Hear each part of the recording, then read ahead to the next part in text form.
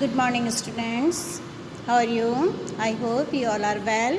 Okay, today we will read about balanced diet. What is balanced diet? In previous video, we have already read about nutrients like carbohydrates, vitamins, proteins, and fats, minerals, etc. Okay. Today we will read balance diet. ये और सारे जो हमने nutrients पढ़े last classes में, वो अगर सारे हमारे फूड में इंक्लूड होते हैं तो उसे हम क्या कहते हैं? Balanced diet. So read the chapter. The food we normally eat in a day is our diet. जो हम डेली अपना खाना खाते हैं नॉर्मली, उसे हम क्या कहते हैं? Diet. For growth and maintenance of good health, हम अपनी ग्रोथ के लिए और अपनी हेल्थ को मेंटेन करने के लिए अपनी डाइट को लेते हैं, और अपनी डाइट में our diet should have all the nutrients that our body needs, और हमें उसके अंदर सारे न्यूट्रिएंट्स लेने चाहिए। क्यों? क्योंकि वो जो होते हैं हमारी बॉडी को उसकी ज़रूरत होती है।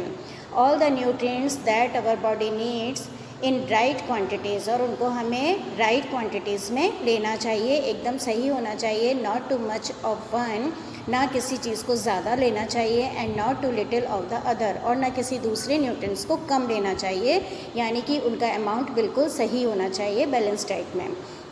The diet should also contain a good amount of roughage and water.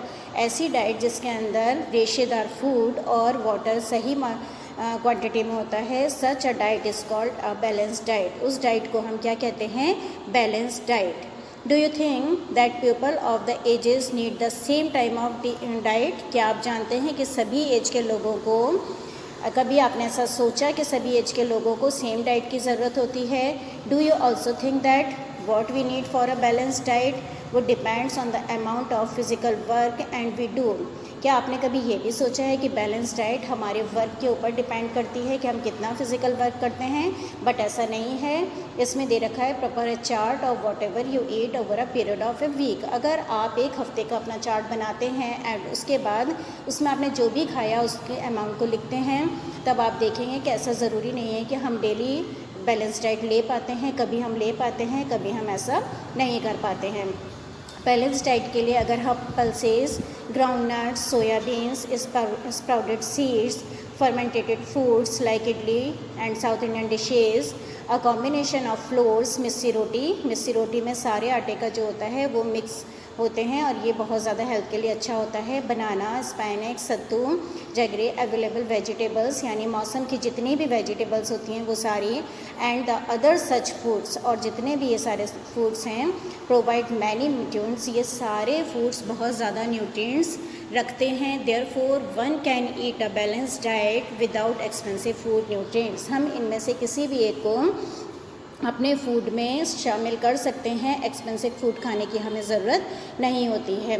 Eating the right kind of food is not enough. हम जो सही तरीके का खाना खाते हैं, ज़रूरी नहीं है कि हमारी बॉडी के लिए वो सही हो। इसके लिए क्या ज़रूरी होता है?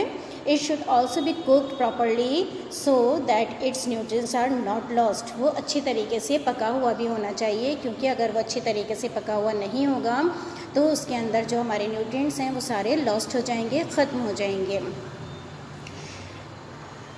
Are you aware that some nutrients get lost in the process of cooking and preparation? क्या आप अच्छे से जानते हैं कि जब हम कुकिंग करते हैं तो हमारे काफ़ी सारे न्यूट्रिएंट्स उसके अंदर से ख़त्म हो जाते हैं, लॉस्ट हो जाते हैं। ओवर कुक हमें कभी भी खाने को नहीं करना चाहिए। If the vegetables and fruits are washed after cutting और पीलिंग दैम, अगर हम वेजिटेबल्स और फ्रूट्स को कटिंग करने के बाद अगर हम उसको धोते हैं तो क्या होता है? उसमें से भी सारे न्यूट्रिएंट्स जो होते हैं वो लॉस्ट हो जाते हैं। Then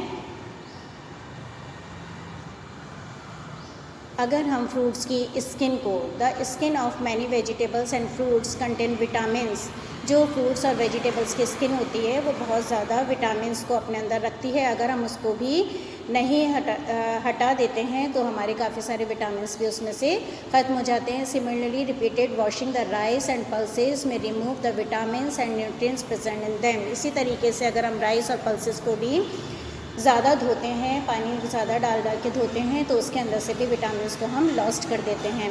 we all know that cooking improve the taste of food and makes it easier to digest. हम ये अच्छे से जानते हैं कि कुकिंग करने से हमारे खाने का टेस्ट बढ़ जाता है और हम उसको इजीली डाइजेस्ट कर सकते हैं।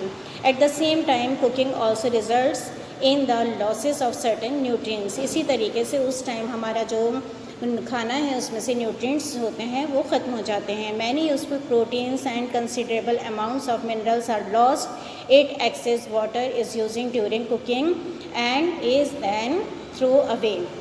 अगर हम किसी भी कुकिंग के टाइम में ज़्यादा पानी डालते हैं और उसको ओवर कुक करते हैं और उस पानी को अगर हम फेंक देते हैं, थ्रो कर देते हैं, तो हमारे न्यूट्रिएंट्स या विटामिन उसके साथ में ख़त्म हो जाते हैं। इसी तरीके से विटामिन सी होता है वो भी इजीली डिस्ट्रॉय हो जाता है बाय हीट।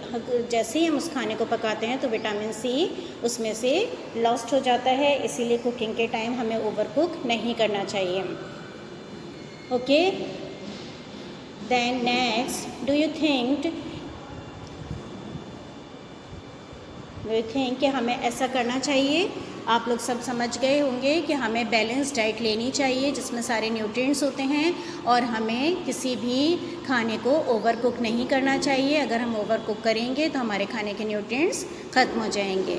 ओके, अब आपको एक क्वेश्चन लिखना है, व्हाट इज़ बैलेंस डाइट, और उसका आंसर आपको इसी में से लिखना है कि बैलेंस डाइट क्या होता है। आज का सिर्फ एक ही क्वेश्चन है आपके लिए। Now your class is over. Thank you, have a good day, अल्लाह हाफिज़।